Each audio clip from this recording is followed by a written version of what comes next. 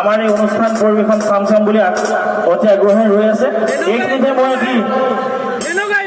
বিশেষ আপোনালোকক উদ্দেশ্যে দুই এষাৰমান ক'বলৈ ওলাইছোঁ যে আজি আমাৰ যি মোৰ বন্ধু, আমি দুইটা বাল্য বন্ধু, প্ৰফুল্ল বনিয়া, তেওঁৰ মোৰ যথেষ্ট পৰামৰ্শ ক্ৰমে আমি অনুষ্ঠানটো কৰিছোঁ। তেওঁৰ লগত যথেষ্ট ওতঃপ্ৰোতভাৱে মই যিমানখিনি পৰা সহায় কৰি দিছোঁ।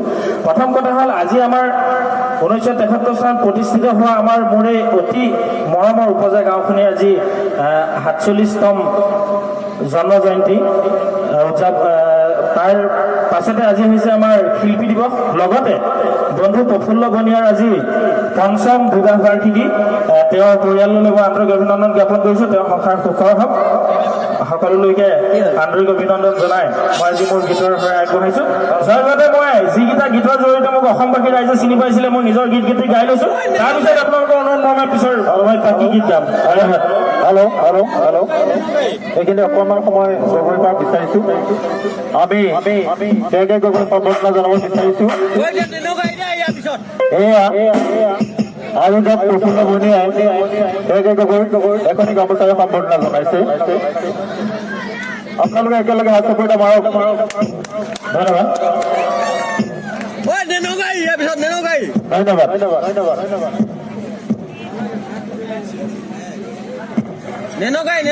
ইয়াৰ পিছত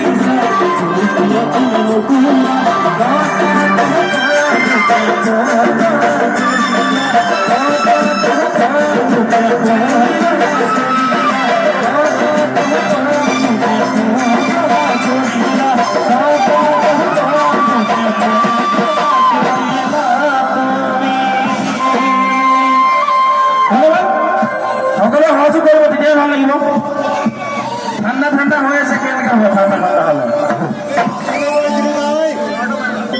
ঠিক আছে।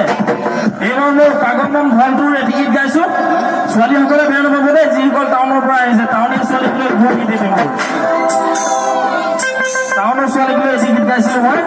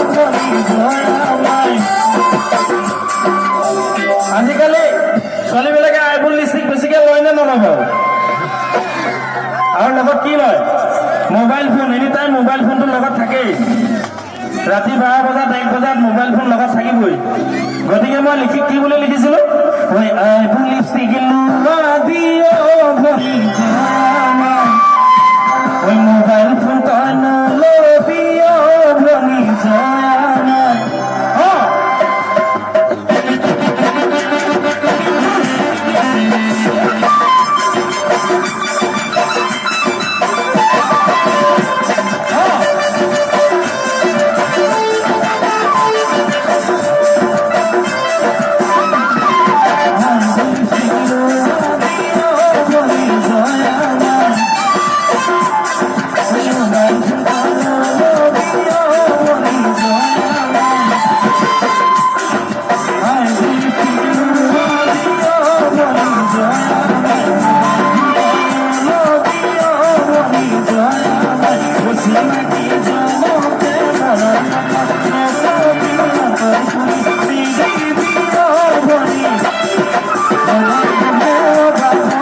ধন্যবাদ।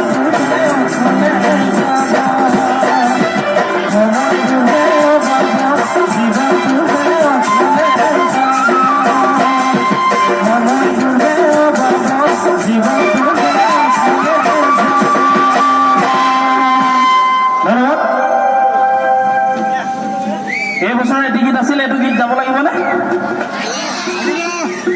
সেইটো অলপ ডিজে টাইপ হয়, গতিকে এই গীতটি পিছলৈ থলো।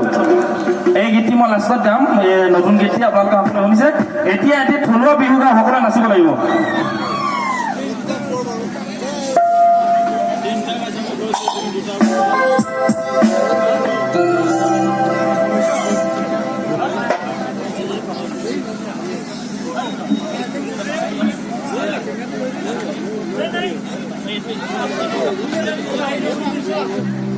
Guys, tenang di mana lagi?